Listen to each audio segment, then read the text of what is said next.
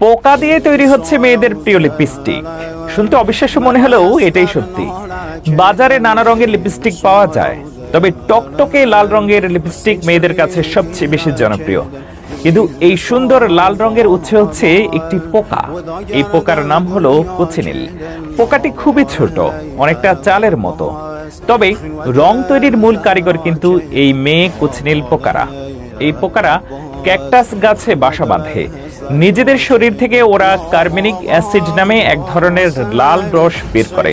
এই রসটাই ওদেরকে অন্য শিকারী প্রাণীদের হাত থেকে বাঁচায়, আর এটাই হচ্ছে লিপস্টিকের লাল রঙের উৎস। এই কার্বনিক অ্যাসিডের কারণেই কোচিনিল পোকা দেখতে লালচে হয়। লিপস্টিকের লাল রঙের জন্য কোচিনিল পোকা চাষ করা হয়, আর চাষ করার জন্য রীতিমতো খামার তৈরি করা হয়। পেরু, মেক্সিকো আর ক্যানারি দ্বীপপুঞ্জের মতো জায়গায় এই পোকা চাষ খুব বেশি দেখা যায়।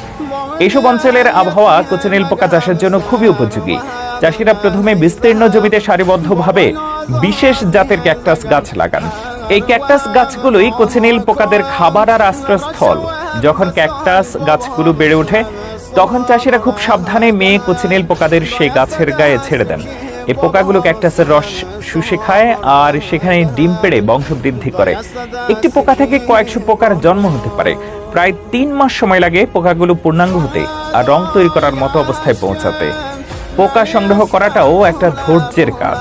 যখন পোকাগুলো রং দেওয়ার জন্য তৈরি হয়ে যায়, তখন চাষিরা নরম ব্রাশ বা ছোট কোনো যন্ত্র দিয়ে খুব সাবধানে ক্যাকটাসের গা থেকে পোকাগুলোকে ছাড়িয়ে নেন।